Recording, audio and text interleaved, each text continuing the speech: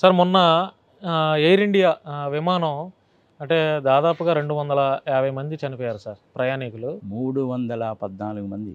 హ్మ్. చాలా విచిత్రమైనటువంటి సంఘటన అది. సరే ఎనీహౌ ఇప్పుడు బ్లాక్ బాక్స్ దొరికింది. కానీ బ్లాక్ బాక్స్ అంటే నల్లగా ఉండదు, ఆరెంజ్ రంగులో ఉంటుంది. అది విమానం వెనక భాగంలో ఉంటుంది. ఆ విమానం వెళ్ళి ఇలా హాస్టల్ బిల్డింగ్ మీద కూలిపోయింది కాబట్టి వెనక భాగంలో ఉంది. అది 1000 డిగ్రీల సెంటీగ్రేడ్ కూడా తట్టుకుంటుంది. సముద్రంలో పడ్డా ఎక్కడ పడ్డా కానీ అది పోదు. అంతా కూడా రికార్డ్ అయి ఉంటుంది. ఒకటేమో పైలట్స్ ఏం మాట్లాడుకున్నారో రికార్డ్ అవుద్ది, ఇంకొకటేమో విమానంలో ఏమి సెట్ చేశారనేది రికార్డ్ అవుద్ది.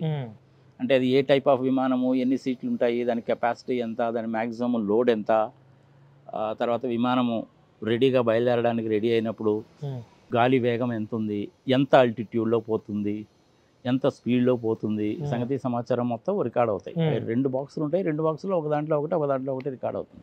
మేడే మేడే మేడే అనేటువంటిది ప్రోటోకాల్ 3 సార్లు చెప్పాలి. అది ఆయన చెప్పాడు, విమానం కూలిపోయింది. అంతా కూడా నిమిషంన్నరలో జరిగిపోయింది అబ్బా. అవును. యాక్చువల్గా బోయింగ్ 787-8 అనేటువంటిది చాలా మంచి ఎయిర్ క్రాఫ్ట్ అది. కానీ అందులో ఇబ్బందులు కూడా ఉన్నాయని చెప్పి గతంలో కూడా ఒక 6 నెలల కిందట కూడా ఒక మహిళ ఏదో ట్వీట్ కూడా పెట్టిందండి సార్. అందులో లోపాలు ఉన్నాయి అనేటువంటిది ఆ బోయింగ్ సంస్థలో ఆ విమానాన్ని ప్లస్ బోయింగ్ వాళ్ళది ఇంకొకటి 777-300-ER అంటుంది, ఎక్స్టెండెడ్ రేంజ్ అని. ఇందులో చాలా లోపాలు ఉన్నాయి.